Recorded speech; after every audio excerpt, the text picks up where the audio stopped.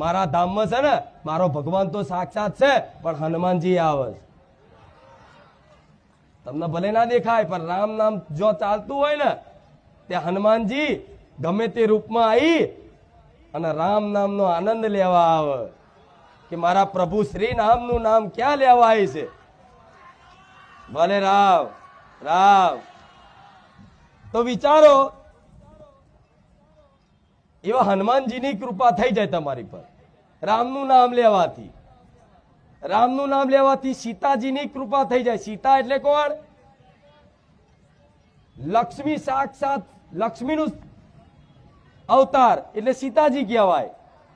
તો રામનું નામ લેવાથી સીતાજી પ્રસન્ન થઈ જાય એટલે લક્ષ્મી તમારી પર રાજી. તો ધન દોલત ખૂટવા દેશે? શાંતિ રાખો, થોડો ટાઈમ જવા દો.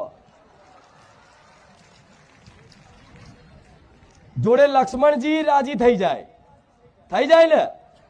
લક્ષ્મણ એટલે કોણ? શેષનાગ.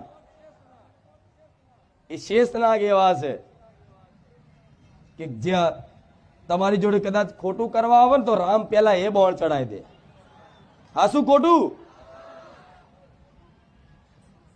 અને રામનું નામ લેવાથી મહાદેવ ખુદ તમારી પર પ્રસન્ન થઈ જાય.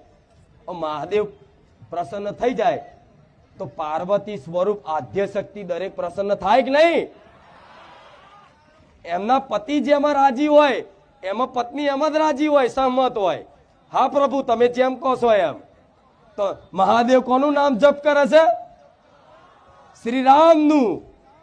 તો શંકર અને પાર્વતી બે રાજી, તો એમના કાર્તિકેય ને ગણેશ રાજી કે નહીં?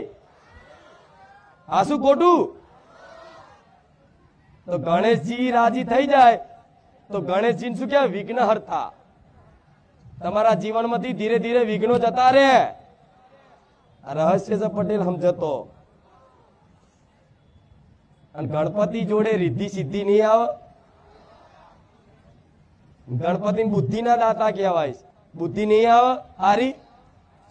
અને ગણપતિ હોય, લક્ષ્મીજી હોય તો સરસ્વતી બાકી રહેશે.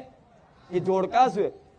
એક ફોટો જોજો, ગણપતિજી હોય છે, આ બાજુ સરસ્વતી માતા હોય છે, આ બાજુ લક્ષ્મીજી હોય છે. તો ગમે તે ત્રણમાંથી એક રાજી થઈ જાય, ત્રણે ત્રણ આવી જાય. સરસ્વતી એટલે વાણી. તમારી વાણી પવિત્ર થઈ જશે ને. છેલ્લે એમના બે પુત્ર શુભ લાભ, બધું શુભ અને લાભ જ થઈ જાય ખાલી રામનું નામ લેવાથી. એટલે બોલો ફરી રામ રામ